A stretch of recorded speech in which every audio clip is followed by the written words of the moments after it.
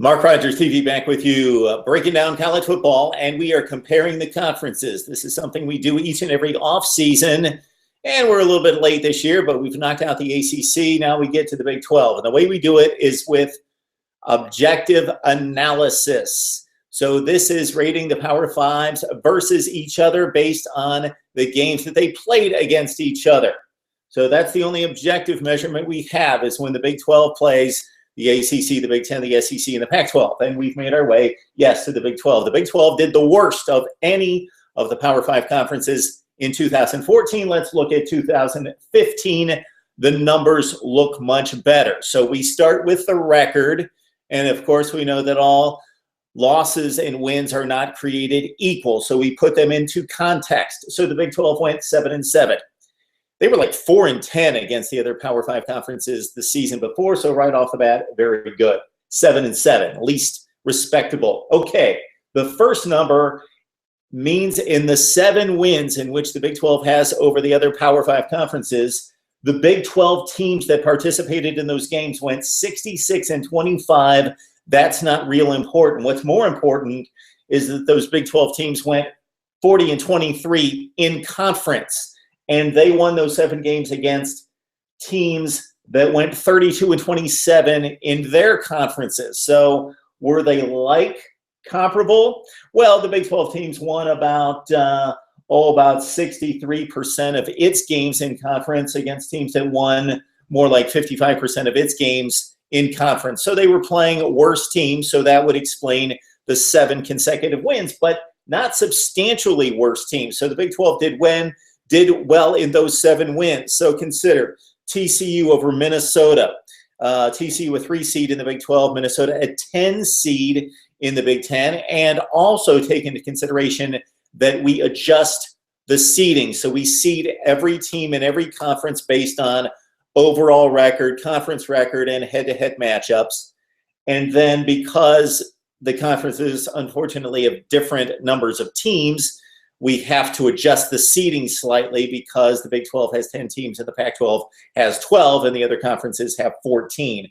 TCU with a win over Oregon. That was pretty big, a 3-2.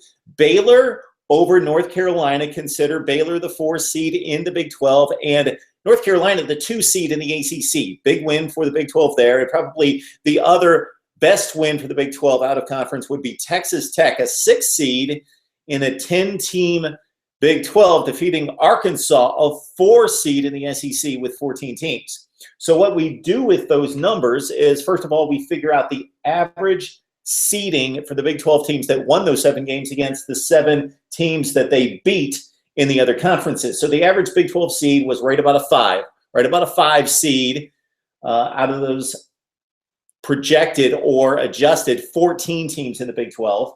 Against a 6.6 seed. So they won 7 consecutive games against fairly light-seeded teams. So impressive for the Big 12 there. And again, the 2 wins over better-seeded teams in other conferences, Baylor over North Carolina, Texas Tech over Arkansas. Okay, now for the losses. Bad teams in the Big 12 generally lost these games, as you would imagine. 7 losses for the Big 12. Those teams went 40-47. More importantly, because it's an objective number against its own conference, those Big 12 teams went 28-35 in the Big 12.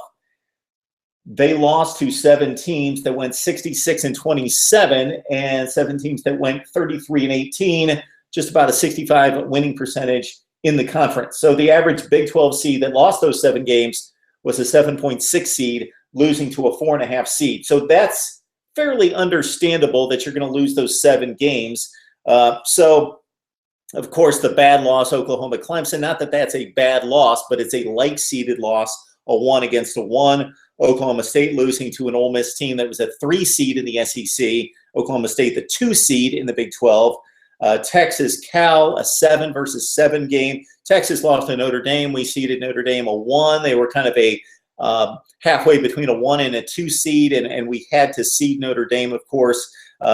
Kansas State lost to Arkansas. They were playing up in that game as an 8 seed against a 4 seed in the SEC. The other 2 losses, not bad ones. Iowa State especially, probably the best loss of the season for the Big 12 outside of conference, because Iowa State's a 9 seed in the Big 12, losing to Iowa, the 2 seed in the Big 10. And then finally, Kansas lost to everybody. They were the lowest seed in the Big 12, losing to Rutgers, practically the lowest seed in the Big 10 at number 13 out of 14. So quality of win, quality of loss. Let me explain that. So we started with 20 points. So if your particular conference, in this case the Big 12, wins the game, you get 20 points. If you lose the game, you get deducted 20 points. That's the start, but this is where the seeding comes into play. So of course, not all wins and losses are the same.